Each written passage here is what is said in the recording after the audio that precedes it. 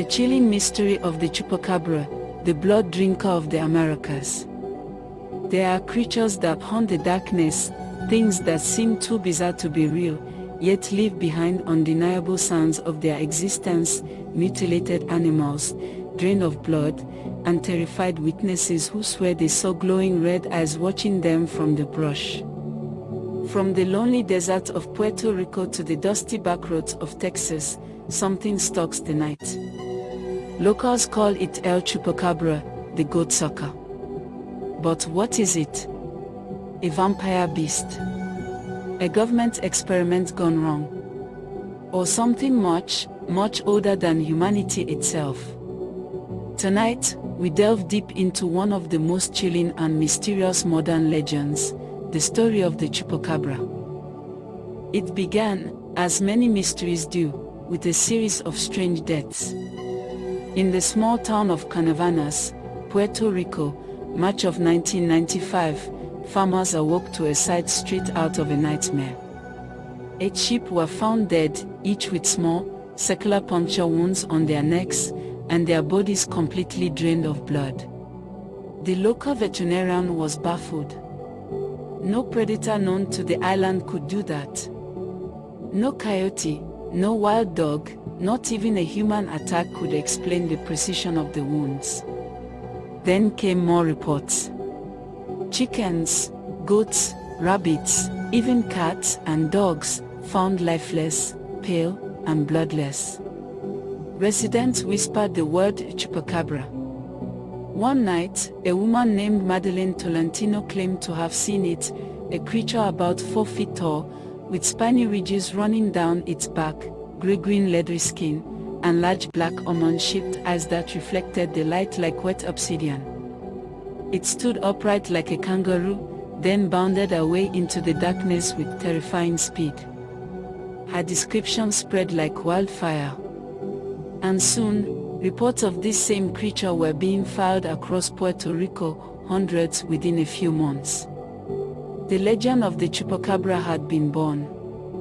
By late 1996, the attacks weren't just in Puerto Rico.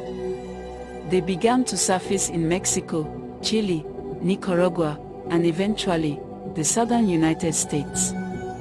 Farmers in Texas found goats, cows, and chickens dead under mysterious circumstances, the same pattern: 2 puncture marks, no blood left in the body, no signs of a struggle. Witnesses claimed to have seen creatures lurking around their barns, with glowing eyes and a sulfurous smell, like burning metal or ozone after a lightning strike. Some described it walking on 2 legs, others said it crawled on all 4s like a reptilian predator. There were even stories of it flying, with bat-like wings stretching from its back, and a low, vibrating hiss that seemed to chill the air around it. People began to believe the Chupacabra was evolving, changing shape, crossing borders, perhaps even breeding. Descriptions vary, but one image dominates the mind. A creature roughly the size of a small human, skin gray or greenish-gray, with rough, scaly texture.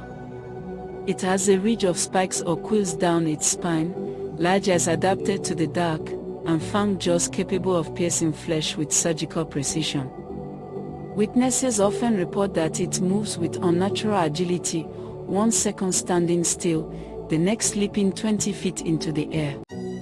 Some claim it hisses, others say it emits a low, humming growl, almost mechanical in tone, as if it's not entirely organic. And then there's the odor, foul, metallic, impossible to ignore. No tracks, no droppings, no hair. Only the drained carcasses left behind. It doesn't eat flesh. It doesn't tear or rip. It drinks blood, leaving behind a dry, cold shell of its prey. Some researchers say the puncture wounds are too clean, suggesting a needle-like mechanism, almost as if it were designed for extraction. Which leads to an unsettling question. What if it was designed? The most common theory connects the Chupacabra to extraterrestrial activity. In 1995, Several witnesses reported seeing strange lights in the sky over Carnavanas, just days before the first attacks. Could the creature have been something released, or even left behind, by an alien craft? Some ufologists point out that the Chupacabra's description resembles classic gray aliens, big eyes, thin limbs, and a cold detachment from human fear. Perhaps the Chupacabra is a hybrid, or even a biological drone designed to collect genetic material, blood, DNA, for unknown purposes. Others believe it's the result of government genetic experiments, possibly from nearby military labs in Puerto Rico or the American Southwest. A spliced creature, part reptile, part mammal, that escaped containment. Then there are those who see it as something older, an ancient predator of myth that has resurfaced. Folklorists note that Aztec legend spoke of Comosots, the death bat, a blood-drinking creature that haunted caves and jungles long before European colonization. Could the Chupacabra be the return of that ancient nightmare?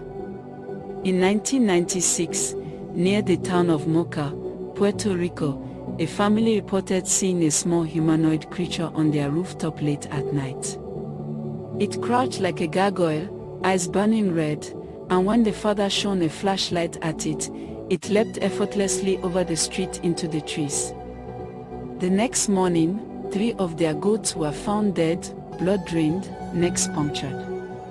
In Texas, 2007, rancher Phyllis Canyon discovered something bizarre, a dead creature on her property that didn't match any known animal. It had blue-gray, hairless skin, long fangs, and resembled a mutated coyote. Samples sent for DNA testing came back as canine, but scientists admitted it carried genetic anomalies never seen in ordinary coyotes. Was this the Chupacabra's evolutionary path, adapting, surviving, hiding among known species? And even more disturbing are reports from Chile, where residents claim to have seen the creature hovering near power lines, feeding on small animals and disappearing when approached. Electricity flickered. Dogs refused to bark. Whatever it was, it didn't belong to our world. What makes the Chupacabra so terrifying isn't just what it does, it's what it leaves behind. No chase. No fight. Just eerie silence. Animals found in perfect condition, save for those twin punctures. People say once you've heard it, the low hum, the hiss, the feeling of being watched, you never forget it. It's like the air thickens, as if something unseen has entered your world for a moment, and then vanished, taking the life from whatever it touched. And some claim that, even now, in remote farmlands across the Americas, the killings still occur. Quietly. Unreported. Because people no longer want their attention, they just want it to stop. The Chupacabra remains one of the strangest and most persistent modern mysteries. Is it a cryptid yet to be discovered, an alien organism, or the result of human tampering? We may never know. But as long as animals continue to die under strange circumstances, and as long as terrified witnesses keep describing those glowing eyes and that bone-chilling hiss, the legend will live on. So next time you find yourself driving a lonely road in the desert, and you see something move just beyond your headlights, remember the stories. Remember the drained goats. And remember that somewhere out there, something is watching. Something hungry. Something they call the Chupacabra. You've been listening to Mysteries from the Orb.